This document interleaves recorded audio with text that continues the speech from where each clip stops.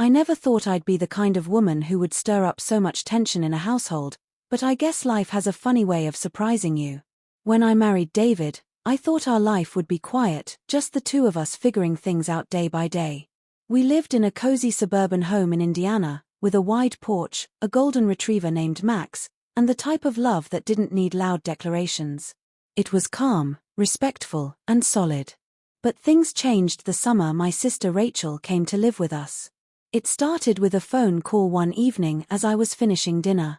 Rachel had always been the free spirit of the family, the type who backpacked across Europe, dyed her hair a new color every few months, and never stayed in one place long enough to receive her own mail.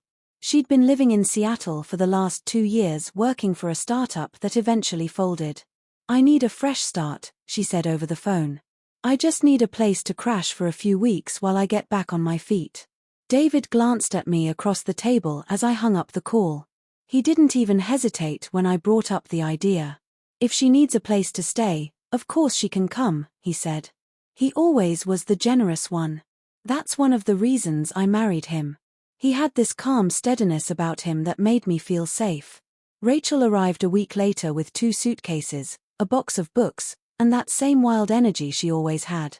The first few days were fine. She was grateful, polite, and even helped around the house. But then I started noticing little things, lingering glances, long conversations with David when I was in the kitchen, and the way she laughed just a bit too loudly at his jokes. At first, I chalked it up to my imagination. Rachel had always been flirty, but never inappropriate. Still, a strange dynamic started to brew between the 3 of us. I wasn't sure what to make of it. One evening, while David was out walking Max, Rachel sat next to me on the couch with a glass of wine in hand. "You really found yourself a good one," she said, nudging me playfully. "He's sweet, he's attentive. I'd say you hit the jackpot." I smiled, unsure of what to say.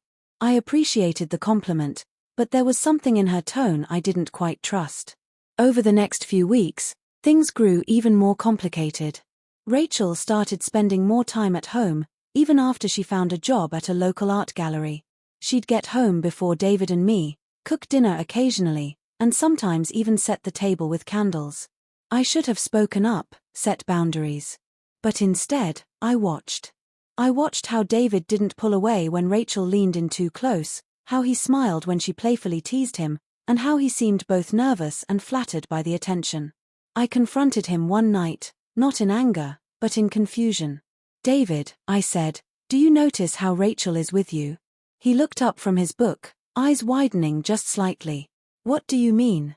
"I mean, the way she talks to you. The way she looks at you. Has she ever made you uncomfortable?" David set the book down and took a deep breath. "I've noticed it, yes. But I didn't know what to say. I didn't want to make it a thing."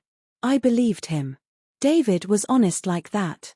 But his hesitance made me realize something deeper. He was as caught off guard by Rachel's behavior as I was. And neither of us knew what to do. The turning point came one Saturday evening. We were all sitting on the patio, sipping iced tea, the sun setting behind the trees. Rachel leaned back in her chair, looked between David and me, and said something that left us both speechless. "You two are so buttoned up," she said with a grin. "You ever think about shaking things up?" I narrowed my eyes, unsure where she was going with that. "I mean," she continued, "life's short. Why not be a little spontaneous? Take risks. Do something out of the ordinary. Most couples get stuck in their routines and forget what it means to be alive." David glanced at me, clearly waiting for my reaction. I smiled politely. "We like our life," I said. "It's calm. It works." Rachel nodded, but I could see the glint in her eyes. She liked pressing buttons, liked seeing how far she could go. Later that night, as David and I got ready for bed, I asked him, "Would you ever be open to something different? Something out of the ordinary?" He looked at me, surprised. "Like what?" I hesitated. "Like inviting someone else into our space. Not permanently.